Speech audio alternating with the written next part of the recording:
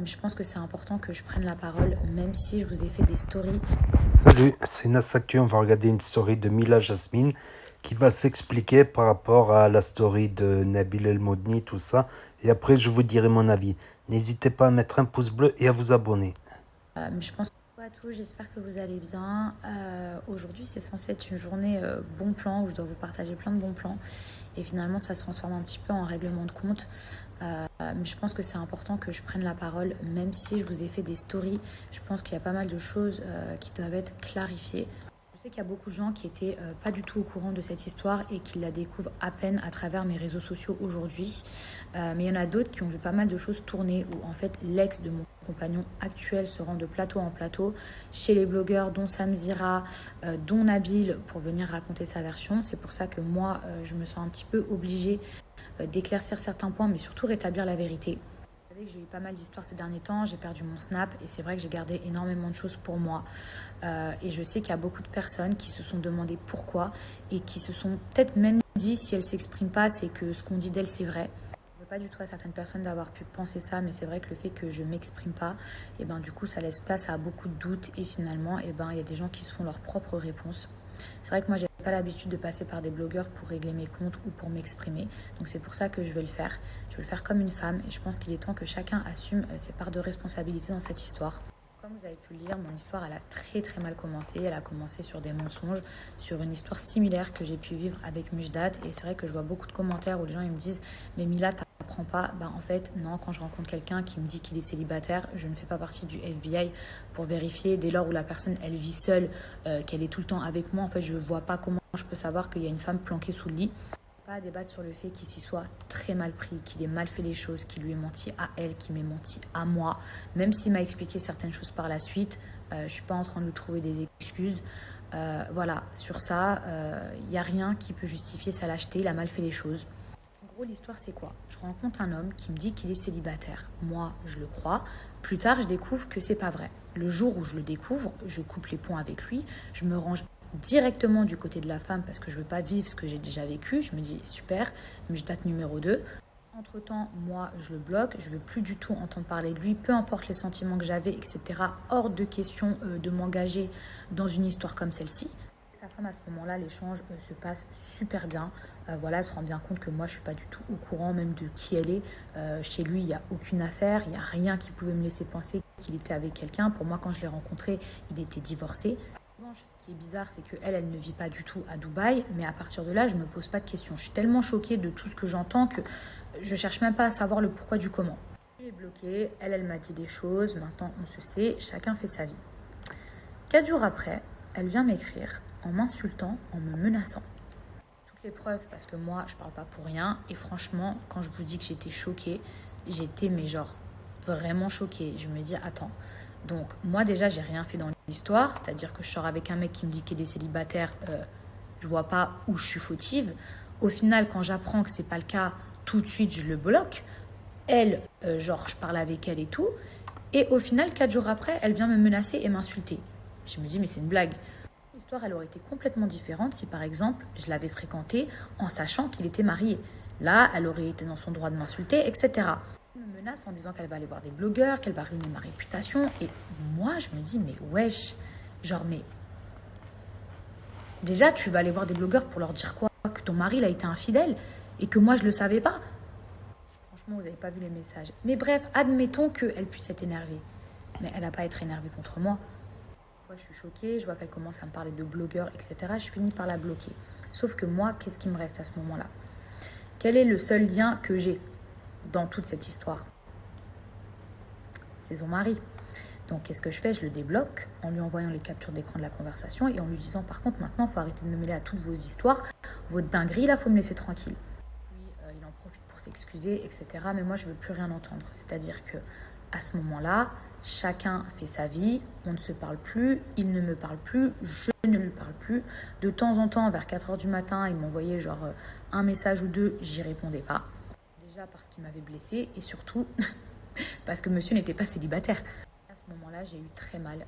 Je prenais énormément sur moi, mais j'ai eu très mal. Entre-temps, je pars en tournage, ça se passe super mal. Bref, chacun fait sa vie, je sors, j'essaye de l'oublier. En gros, je me fais une raison. Je pars en vacances à Marbella chez ma cousine Betty. J'avais des amis en commun, il y a des candidats de télé qui savaient qu'il était à Marbella, mais c'est pas parce que monsieur était à Marbella que j'allais m'empêcher d'aller à Marbella. Franchement, j'ai l'impression que je suis en train de vous faire une story time à la YouTube, donc j'espère que vous avez du thé parce que c'est loin d'être fini. Je suis à Marbella avec ma cousine Betty, on sort un soir, 2 soirs, 3 soirs, bref, les vacances. Je tiens quand même à clarifier, à préciser qu'il ne m'envoie plus aucun message, je ne lui en envoie aucun. C'est pas en mode ah, je suis à Marbella, t'es où? Non, mais pas du tout, genre, pas du tout. Pas parce qu'elle m'avait mal parlé, que je l'avais bloqué et qu'à lui, je lui avais demandé d'arrêter, que en gros, ça m'avait donné le droit de pouvoir parler avec, de me remettre avec. Non, l'histoire, elle s'est pas passée comme ça. Et ça, quand même, je tiens à le préciser. C'est pas genre, elle m'a insulté, lui, j'ai débloqué, puis après, je me suis mis avec lui comme si de rien n'était. Non. Et vient un soir où je sors à Marbella. Et là, je souris, mais c'est pas drôle. Mais là, il a la table en face. Il a la table en face, c'est horrible. Et combien de personnes, elles ont déjà vécu mon histoire, genre horrible, je le vois, il est là, genre trop dur, mais à la fois, quand je le vois, genre ça me fait un truc, mais je sais pas comment vous dire. Vous voyez quand vous vous forcez à être dans le déni, à plus penser à une personne, à sortir pour l'oublier, à vous occuper l'esprit, et en fait, quand elle est en face de vous, vous vous rendez compte que vous l'aimez. Voilà, j'étais face à un homme qui m'a blessée, qui m'a humiliée, qui m'a menti. Et, euh, et malgré ça, malgré tout le mal qu'il m'avait fait, je me disais mais comment je peux aimer cet homme? Il est venu me voir. Ce soir-là, ça a été hyper compliqué entre nous parce que moi, j'avais énormément de rancœur envers lui. Il faut savoir qu'on ne s'est jamais expliqué. C'est-à-dire que je lui ai jamais dit pourquoi, comment. Genre, je sais pas comment vous dire, mais la seule fois où en fait j'avais parlé avec lui, c'était quand je l'avais débloqué pour lui demander de calmer sa femme à ce moment-là. Il m'explique un tas de choses. Il m'explique qu'il n'est plus avec elle, que de toute façon ça s'est terminé, qu'il a essayé mais qu'il n'y arrive plus. Moi, je ne l'ai jamais incité à quitter qui que ce soit. On ne force pas les gens à être avec nous ou à quitter une personne. Voilà, l'histoire, elle s'est passée comme telle. Et moi, mot pour mot, je lui ai dit, écoute, de toute façon, je ne serai jamais ta maîtresse. Il m'a dit mot pour mot, si je reviens vers toi, c'est que je ne suis plus avec elle. Donc, je ne vous cache pas que moi, j'ai eu beaucoup de doutes sur sa sincérité, sur ce qu'il me disait. Mais je l'ai cru et pour vérifier ce qu'il me disait, je me suis dit, bah, si c'est vrai ce qu'il dit, eh ben, je vais commencer à l'afficher petit à petit. Parce que s'il y a réellement sa femme ou s'il est encore avec, etc., et que sachant qu'elle savait l'histoire quelques mois plus tôt, c'est sûr qu'elle devait continuer à regarder mes vidéos, etc., forcément, elle allait rappliquer ou me dire un truc. Je lis sur les réseaux sociaux, Mila, elle postait des vidéos pour narguer. Alors non, je ne narguais pas. Je ne suis pas une bâtarde, moi, à mettre des trucs pour faire mal à quelqu'un, pour une influenceuse. Et franchement, je poste quasiment rien de lui, à part peut-être ses pieds. Donc si j'avais réellement voulu narguer quelqu'un, je pense pas que c'est ses pieds que je montrerais. À ce moment-là, j'ai montré que j'étais en couple et je l'ai snappé, tout simplement pour m'assurer que ce qu'il me disait, c'était vrai. Des enfants ensemble. Donc forcément, ils devaient continuer à s'envoyer des messages pour se mettre d'accord du pourquoi, du comment, etc. Et puis on sait tous que après une rupture, je veux dire, on coupe pas les ponts comme ça du jour au lendemain, surtout quand ça fait longtemps qu'on est avec une personne. Et sur ça, je lui ai jamais rien dit. Mon snap, de par des messages que j'ai vus, de par des actions qu'il a faites, bref, j'ai compris que réellement, il ne me mentait plus. Il était célibataire. De venir là où je voulais vraiment en venir, je vais répondre vraiment à toutes les questions que j'ai pu voir sur internet, que les gens se posent. Quand est-ce que je l'ai rencontré? En janvier. C'est-à-dire que quand j'ai débarqué à Dubaï, peut-être une semaine ou 10 jours après, je l'ai rencontré. Je l'ai rencontré, on s'est mis en couple.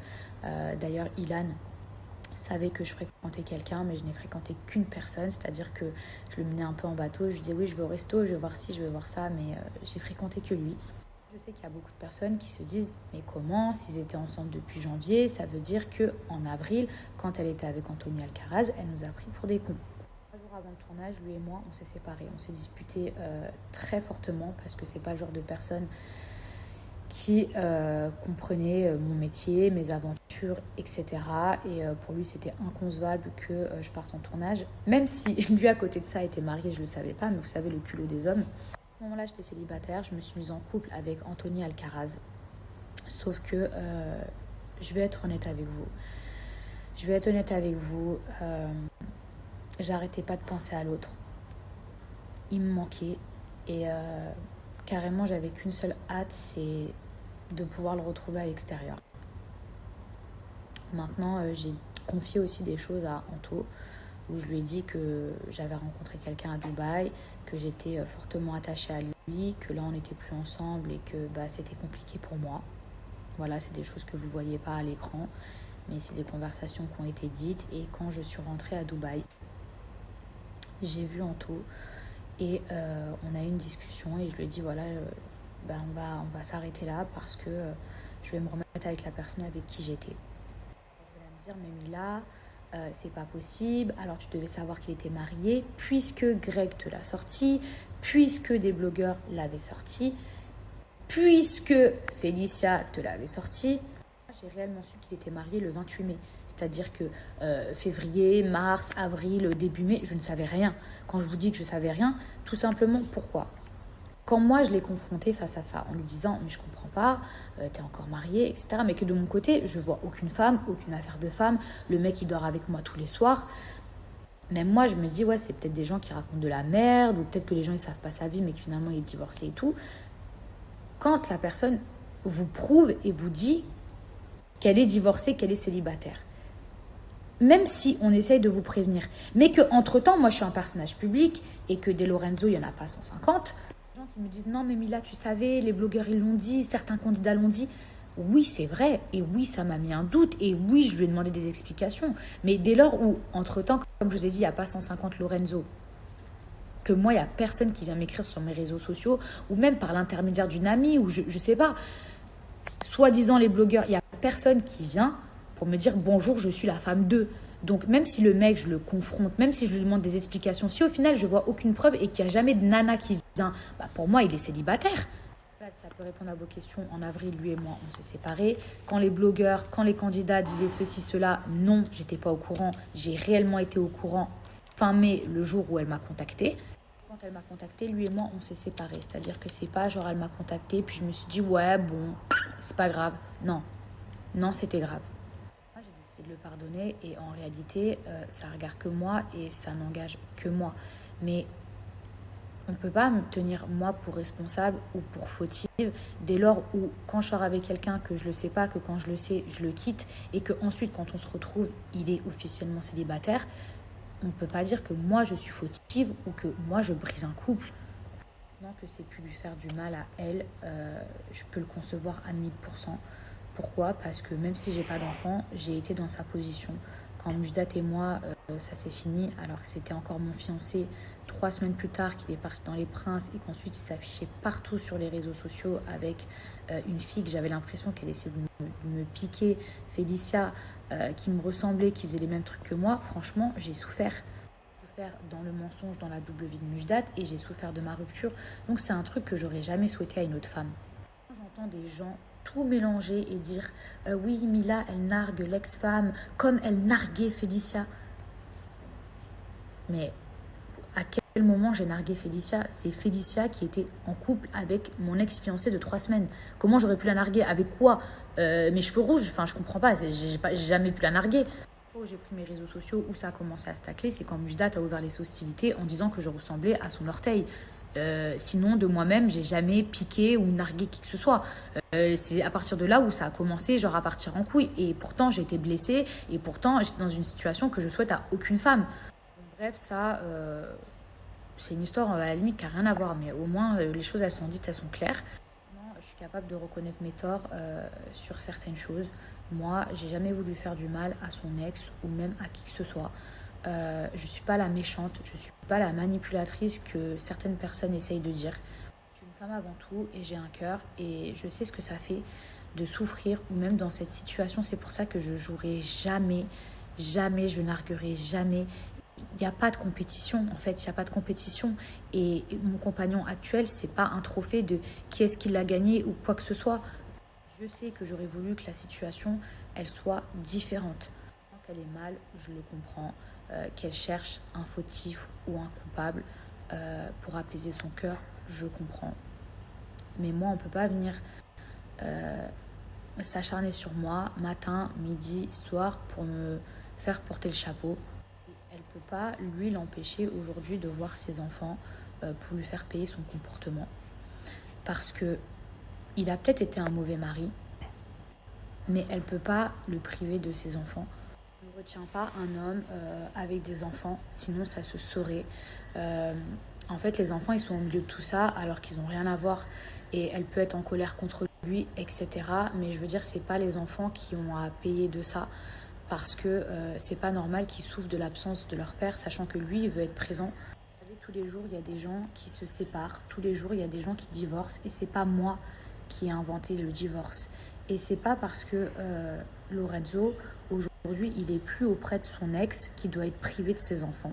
Il ne peut pas le priver, lui, de cet amour qu'il a envie de donner à ses enfants et ses enfants qui devraient lui donner. Pas la manipulatrice que son ex dépeint, même si j'ai conscience qu'il y a des choses que j'aurais pu mieux faire et que tout n'a pas été fait correctement et c'est pour ça que chacun a sa part de responsabilité, mais c'est pas moi qui étais mariée avec elle.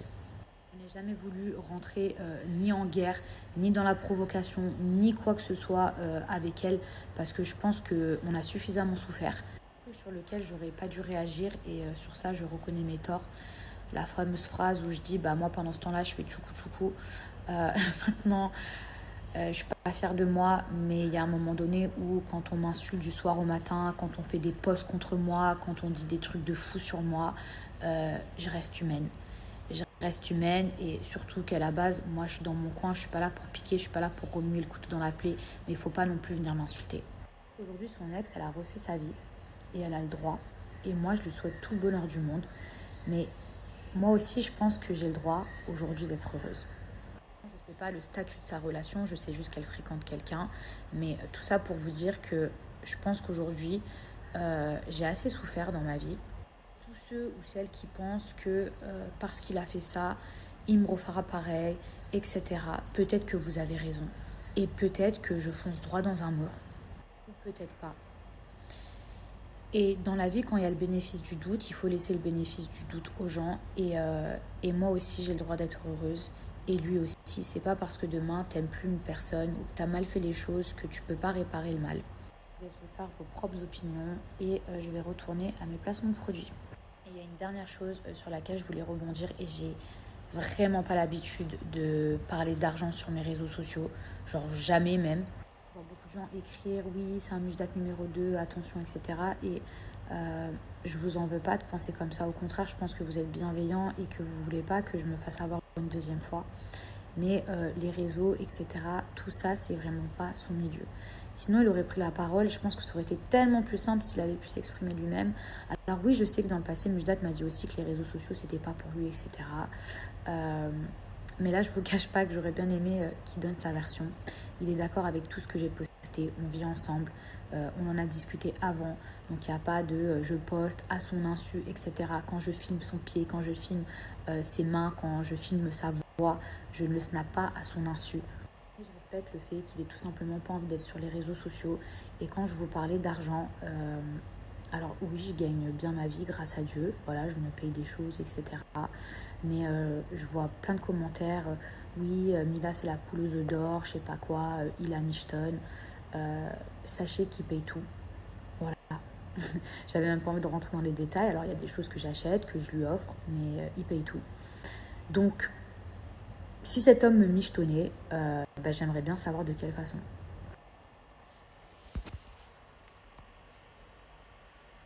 Déjà, je vais en profiter pour vous parler de la marque Lachile Beauty.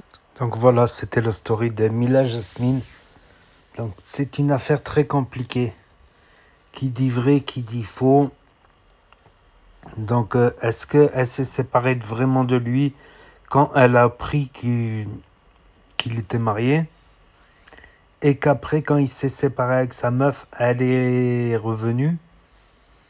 Donc c'est compliqué, c'est compliqué. Donc Nabil El Moudni, en tout cas, ce qu'il a confirmé, c'est que l'ex de ce mec, son ex, qui passait au plateau de chez Nabil, comme quoi elle aurait voulu faire du buzz et qu'elle aurait même demandé à Wesley si elle pouvait faire une télé-réalité, par exemple. Donc c'est difficile à juger. Voilà, c'est assez difficile à juger. Il faudra avoir beaucoup plus d'éléments. Mais enfin, on a la version des faits. On a la version des faits des deux filles. En tout cas, c'est pas une histoire simple. Donc n'hésitez pas à me dire ce que vous en pensez, à mettre un pouce bleu, à vous abonner, à cliquer sur la cloche et je vous dis à très bientôt pour de nouvelles vidéos d'actu et d'humour. Merci d'avoir regardé.